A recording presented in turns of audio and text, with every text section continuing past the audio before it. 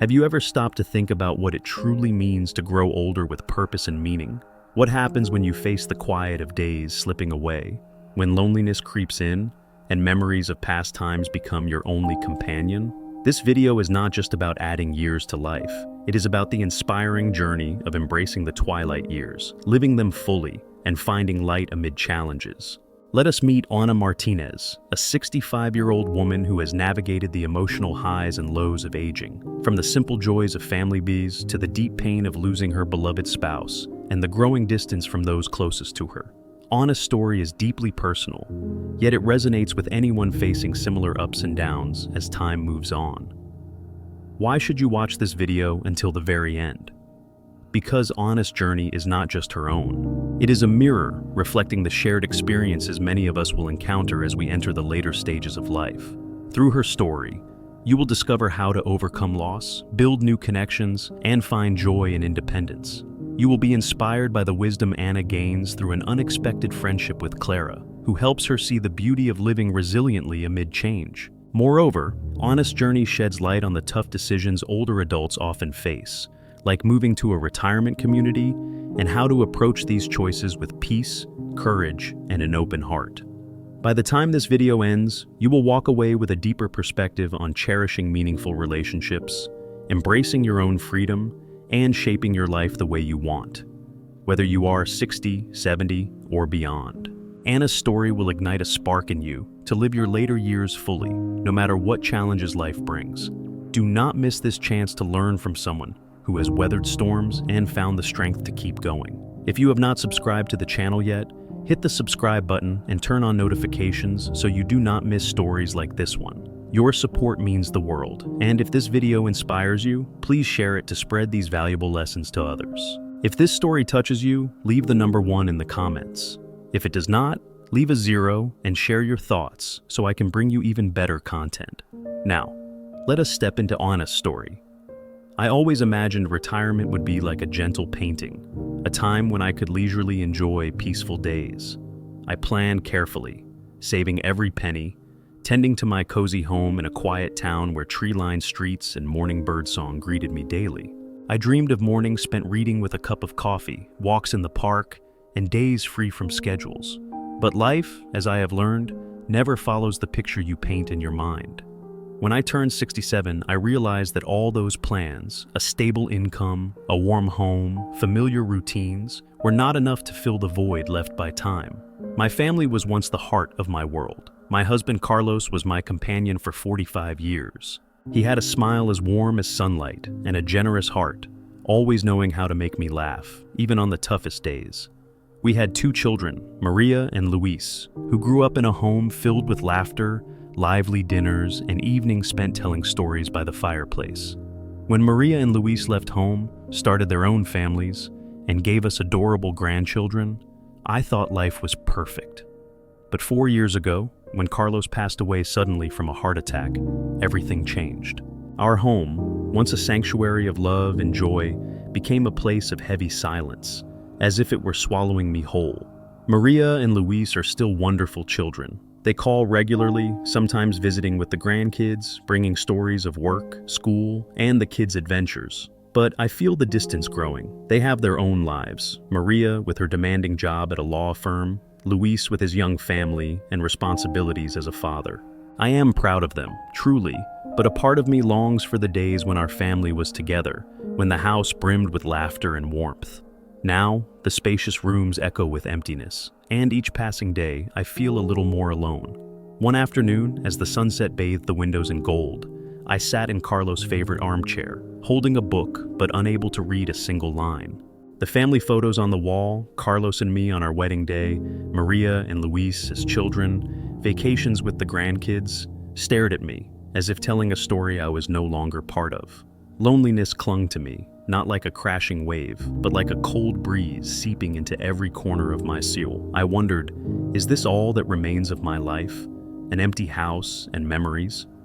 The phone rang, breaking the silence. Maria's voice came through, rushed as usual. "Mom, I'm sorry, I'm tied up with a client meeting tonight, so I can't stop by. Are you okay?" I smiled into the phone, though my heart felt heavy. "I'm fine, sweetheart. "Don't worry, focus on your work. I'll be okay." But as I hung up, I felt a deeper void. My words, "I'm fine," sounded like a lie, even to myself. I did not want Maria or Luis to worry. They had enough on their plates, but the truth was, I was not sure I was okay. Not financially or physically, but emotionally, adrift, as if I were lost in my own life. The next day, I ran into Lena, a neighbor who lives a few houses down. Lena and I often chatted over the fence, mostly about the weather or her garden. But that day, there was a different tone in her voice. She invited me over for tea, and as we sat in her warm kitchen, she sighed, her gaze distant. "Anna, do you ever feel like your house is too big?" she asked, her voice soft. "I mean, when it's just you and everything feels too quiet?" Her words touched a pain I had tried to bury. I nodded, saying little, but my heart tightened. Lena went on, her voice thick with emotion.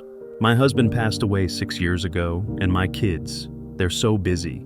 I know they love me, but sometimes I wonder, if one day I'm completely alone, what will I do?" Her question hung in the air, a weight we both felt. I had no answer, but it made me think. If I were left truly alone, with no one to talk to, no one to share the long days with, what would I do? That question haunted me in the days that followed. I tried to fill my time with small tasks, cleaning the house, tending the garden, rewatching old movies Carlos loved. But every night, as I lay in bed, the silence of the house seemed to amplify my fears. I had worked hard my whole life, built a family, a home, only to realize that at this age I faced a question I was unprepared for. How do you live when everything you knew has changed? A few days later, Luis stopped by with his young son Diego. The boy rushed in, hugging me and chattering about a soccer game at school. For a moment, I felt a spark of warmth, but it faded quickly when Luis said, his voice tinged with guilt, "Mom, I can only stay a bit. Ive got to take Diego to practice, and I have a meeting tonight." I nodded, smiled, and said the familiar words, "It's okay, honey. I'm fine." But as they left, Diego's footsteps faded and the house sank back into silence. I stood at the door, watching their car disappear, and for the first time, I could not stop the tears from falling. That night, as I lay in bed, Lena's question echoed in my mind. If I were left alone, what would I do? I knew I could not go on like this, drifting through days in loneliness, waiting for brief calls or fleeting visits. I needed to find a way to live, truly live, not just exist, but I did not yet know where to begin. After days of lingering in the stillness of my home, I knew I could not keep living this way, passing hours in solitude, waiting for short calls from Maria and Luis, or rare visits from the grandkids. Lena's question, my neighbor's words, still echoed in my mind. If I were left alone, what would I do? I had no answer, but I knew I had to find a path, a way to make my days meaningful again. I did not want to merely exist. I wanted to live, truly live, even if it meant stepping out of my comfort zone. One morning, as sunlight slipped through the curtains, I decided to try something new. I recalled a flyer Maria had brought home, advertising a book club at the local library. I was not one for socializing, but the idea of losing myself in books among strangers felt less daunting than another day in an empty house. I gathered my courage, put on Carlos' favorite sweater, and stepped out, my heart racing with anticipation. The library was just a few blocks away, but each step felt like a journey. When I pushed open the glass door, the scent of old books and soft murmurs welcomed me. A small group of older adults sat around a long table, each holding a book, and a woman with shimmering silver hair stood to greet me. "Hello, Rosa," she said, her smile as bright as the sun. "You're just in time. We're about to discuss a wonderful novel. Come, take a seat." Rosa, I quickly realized, was unlike anyone I had ever met. At 70, she radiated energy, always carrying a small notebook where she jotted down favorite book quotes and fleeting thoughts. She had a way of storytelling that made the room laugh or fall silent with emotion, and her eyes sparkled with curiosity, as if life were still a grand adventure. I sat beside her, feeling both shy and intrigued, and as the book club began, I found myself smiling for the first time in weeks. After the meeting, Rosa invited me to stay and chat.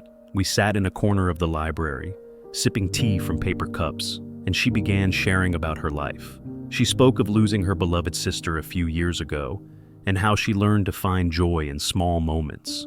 a morning of birdsong, a chance conversation with a stranger, or a book page that stirred her heart. "Anna," she said, her voice warm but firm, "aging isn't the time to stop living. It's the time to find new ways to love life, even when things aren't the same." Rosa's words touched a part of me I had closed off since Carlos' death. I told her about him, his smile, the evenings we spent listening to old music, and the void he left behind.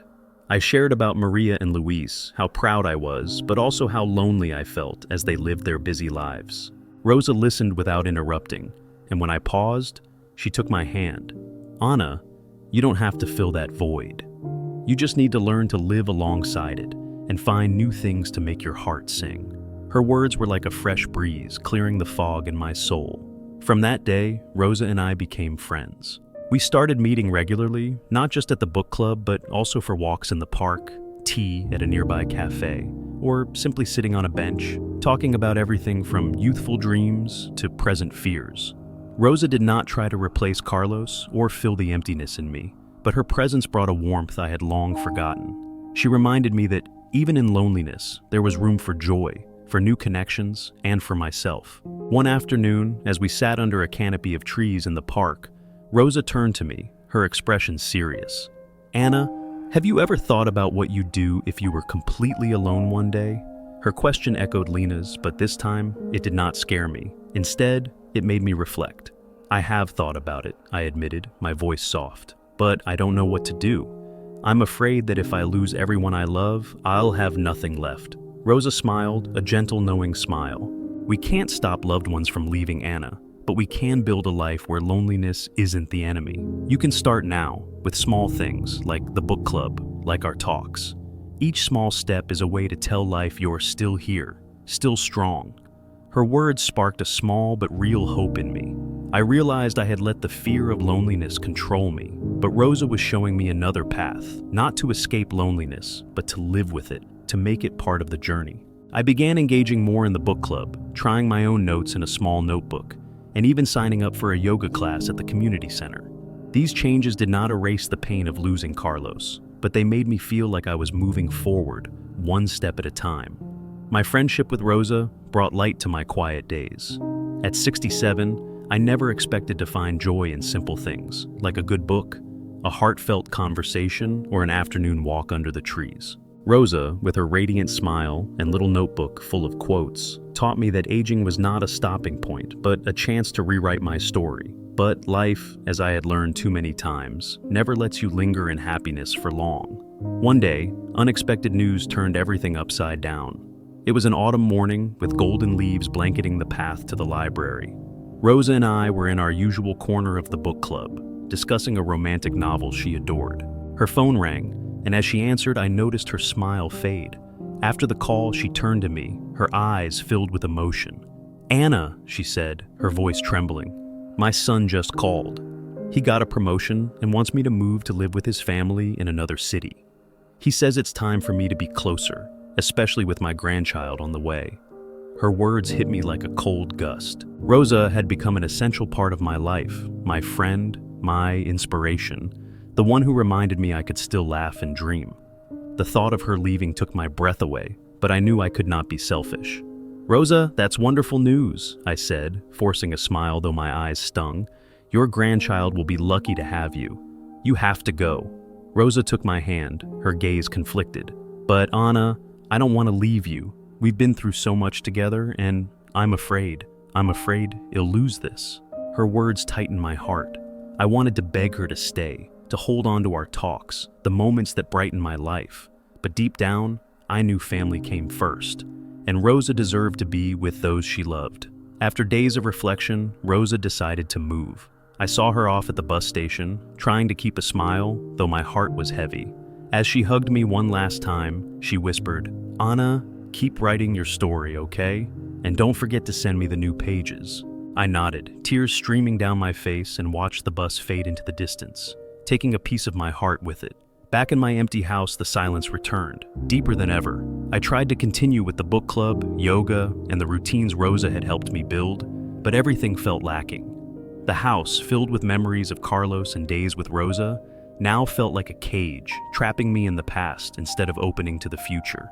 I knew I needed a bigger change, not just a new hobby, but a new way of living.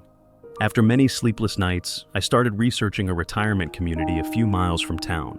It was not a nursing home, but a place for older adults to live independently while having support and a sense of community. The idea excited and scared me. I had lived in this house for decades, where every corner held traces of Carlos and our family. But I also knew that staying here, facing daily silence, was not living. It was merely existing. I called Maria and Luis to share my plans. Maria, as always, was worried. "Mom, are you sure? Moving so far won't you be lonelier?" Luis hesitated too, his voice full of concern. "Mom, if you want, I can arrange to visit more often. You don't have to leave the house," but I was resolute. "Kids, I don't want to just wait for you. I want a place where I can find joy, friends, and a new purpose. I need this." After a long emotional conversation, Maria and Luis agreed. "If this is what you want, well, support you," Maria said, though I could still hear her worry. "But you have to promise to let us know if you need anything." I smiled over the phone, feeling a wave of relief. The decision was not easy, but I knew it was right for me and for my family. A few months later, I moved to the retirement community. It was a vibrant place, with colorful gardens, lively common rooms filled with chatter, and residents who welcomed me like I had always belonged.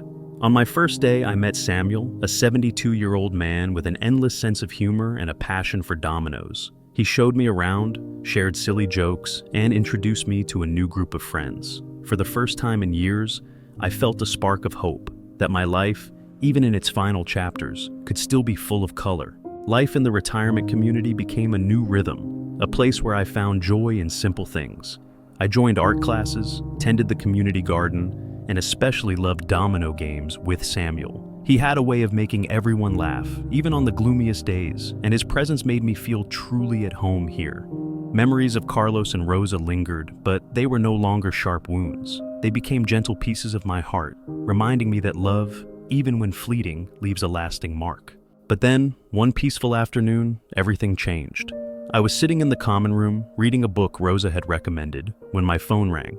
Louis' voice came through, trembling with worry. "Mom," he said, his voice breaking. "Samuel, he had a stroke. He's in the hospital, but it's not looking good." His words hit me like a blow to the chest. The book slipped from my hands, and my breath caught. Samuel, the man with the radiant smile, the silly stories, the patience to teach me dominoes, was fighting for his life. Just yesterday, he had teased me for losing 3 games in a row. How could things change so fast? I rushed to the hospital, my heart pounding. When I arrived, Maria and Luis were outside the ICU, their faces etched with worry. Maria hugged me, her eyes red. "Mom, the doctors are doing everything they can, but they say he might not make it." Her words were like a cold wind, numbing me. I sank into a chair, my hands trembling, trying to process what was happening. Samuel was not just a friend, he was the one who helped me find joy here, who made me laugh and feel I was not alone. I stepped into the ICU, where Samuel lay, frail and pale, surrounded by the steady beeps of machines. He looked fragile, no longer the vibrant man I knew. I took his hand, cold and still, and tears welled up. "Samuel," I whispered, my voice breaking, "you have to be strong. We have more domino games to play, remember? You can't leave me now." For a moment, I thought I saw his eyes flicker, as if he were trying to respond, but no words came. A tear rolled down his cheek, and it pierced my heart like a knife. I sat there, holding his hand tightly, praying, hoping, trying to hold on to him with all my strength. But deep down, I knew I had lost Carlos, let Rosa go, and now I might lose another. The hours that followed blurred into a haze. Maria and Luis stayed with me, but we spoke little. The silence was heavy, broken only by the nurse's footsteps. Then, as darkness enveloped the hospital, the doctor emerged, his face solemn. "Mrs. Martinez," he said gently, "we did everything we could. Samuel is gone." Those words were like a punch, stealing my breath. Maria held me, but I barely felt her arms. All I could think of was Samuel's smile, his voice telling a story, his eyes lighting up when he beat me at dominoes. Now he was gone, and I was left with another void I could not fill. The days that followed passed in a fog. I returned to the retirement community, but everything felt different. The common room, where Samuel and I had spent hours, was now a reminder of his absence. Other friends tried to comfort me, offering kind words, but nothing eased the pain. At this age, loss is not just the departure of a person, it is the loss of a part of yourself, a piece of your heart you know will never be replaced. Maria and Luis visited more often, bringing the grandkids to cheer me up. The children's laughter echoed, but it felt distant, as if I were seeing the world through a pane of glass. "Mom, you can't stay sad forever," Luis said, his voice full of concern. "Samuel would want you to keep living, keep laughing." His words were loving, but they hurt. How could he understand the pain of losing loved ones, one by one, until you wonder if you have the strength to go on? One afternoon, while walking in the garden, I met Clara, a new resident with sad but gentle eyes. She sat alone on a bench, and I sensed a familiar loneliness in her gaze. I approached, sat beside her, and asked, "Are you new here?" "I'm Anna. If you'd like, I can show you around." Clara looked at me, and though she spoke little, I saw a small spark in her eyes. We talked about the people we loved and lost, about the small things that still made us smile. I told her about Samuel, and Clara shared about her husband, who had passed away years ago. That conversation changed something in me. I realized I could not let pain stop me from connecting with others. Samuel had taught me that life is about the moments we share, the laughter we exchange. By opening my heart to Clara, I was honoring his memory by continuing to live, to love. That night, as I lay in bed, I thought of Samuel. The pain was still there, but it was no longer sharp. I realized that though he was gone, a part of him remained with me, in memories, lessons, and the way he changed me. Samuel taught me that love does not vanish when someone leaves. It lives on in our hearts, like a small flame guiding us through the dark. Samuel's passing left a void in me that was hard to fill. The days after his death felt quieter in the retirement community, a place once alive with laughter and domino games. Every corner of the common room, every bench in the garden, carried Samuel's shadow, reminding me of his silly jokes and twinkling eyes when he won a game. But my talk with Clara, the new resident with sad yet gentle eyes, planted a seed of hope. I realized that to honor Samuel, I could not let pain hold me back. I had to keep living, keep connecting, keep seeking joy, even with the scars on my heart. Clara and I started spending more time together. She had a quiet strength, as if she had weathered life's storms and learned to find peace within them. We joined the community's art class, where I discovered a love for clumsy brushstrokes, and Clara, with admirable patience, painted vibrant flower scenes. "Anna," she said one day, as we sat with paint-splattered palettes, "I once thought my life was over when my husband died. But then I realized every day is a chance to create something beautiful, even if it's just a small painting." Clara's words echoed what Rosa had once said, that aging is a new chapter, and we get to write it our way. I began engaging more in community activities. I signed up to lead a book club, inspired by my days with Rosa at the library. I organized morning walks, where I and new friends shared stories of our lives. I even tried writing a short memoir, capturing memories of Carlos, Rosa, Samuel, and my journey at 67. Each page was a way to face my pain, but also to cherish what I had. The retirement community became a true home, not just a place to live, but a place where I found purpose. I connected with other residents, like Henry, who taught me to bake cookies despite my constant oven mishaps, or Sophia, who shared tales of her youth in a small village. Each person added a new piece to my life, and I realized that even at this age, I could still learn, grow, and leave my mark. Maria and Luis noticed the change in me. One day when they visited with the grandkids, Maria took my hand, her eyes shining. "Mom, I haven't seen you this happy since Dad passed," she said. "I was worried you'd be lonely here, but you've built a new family, haven't you?" Her words made me smile, but also brought tears. "Sweetheart, I still miss your dad every day, and I miss Samuel and Rosa. But I'm learning to live with those memories and find joy in new things." One evening, as I sat in the garden with Clara, watching the stars twinkle above, I felt a peace I never thought I'd find at this age. I thought of Carlos, his smile, how he always urged me to be strong. I thought of Rosa, her little notebook, and how she taught me to cherish small moments. And I thought of Samuel, his laughter, and how he made me feel I belonged here. They were gone, but they left me with lessons, pieces of love I carried every day. Clara turned to me, her voice soft. "Anna, did you ever think we could still find happiness at this age?" I smiled, my heart lighter. "Clara, I used to think happiness was in the past. But now I know it's right here, in moments like this, with people like you." Looking back on my journey, from lonely days in an empty house to moments of joy in the retirement community, I see that aging is not an end, but a chapter brimming with potential. I lost those I loved: Carlos, who gave me a world; Rosa, who brought light to dark days; and Samuel, who made me laugh and feel at home. But through those losses, I learned that love never truly leaves. It lives on in our hearts, in memories, lessons, and the way we choose to live each day. My story is not just about growing older, but about facing loneliness, overcoming pain, and finding meaning in simple things. I learned to open my heart to new people, like Clara, who reminded me that every day is a chance to create something beautiful. I learned to cherish small moments, a painting, a conversation, a smile, and realize they can be more powerful than I ever imagined. And most importantly, I learned that true strength comes from within, from believing in your own ability, from never stopping the search for purpose, no matter your age. My journey was not easy. There were days my heart felt too heavy to carry on, nights I lay awake thinking of those who left. But each time I wanted to give up, I remembered Carlos, Rosa, Samuel, and what they taught me, that life is a gift and we have a responsibility to make it meaningful no matter our age. I invite you to reflect on my story. What part of my journey resonates with you? Was there a moment in your life when you felt lonely or lost, but found the strength to move forward? Share your story in the comments. Your words might inspire others, just as my friends inspired me. If this journey touched you, leave the number 1 in the comments. Hit like, share, and subscribe to the channel for more heartfelt stories.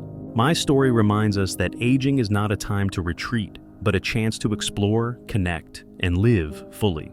Whether you are 60, 70, 100, or beyond, remember you have the power to shape your life. Cherish those around you, find joy in the little things, and never stop writing your own story. Thank you for joining me on this journey. Your presence, your comments, and your support means so much. I look forward to seeing you in the next video, with new stories, new lessons, and moments that will touch your heart. Keep living, keep loving, and keep shining.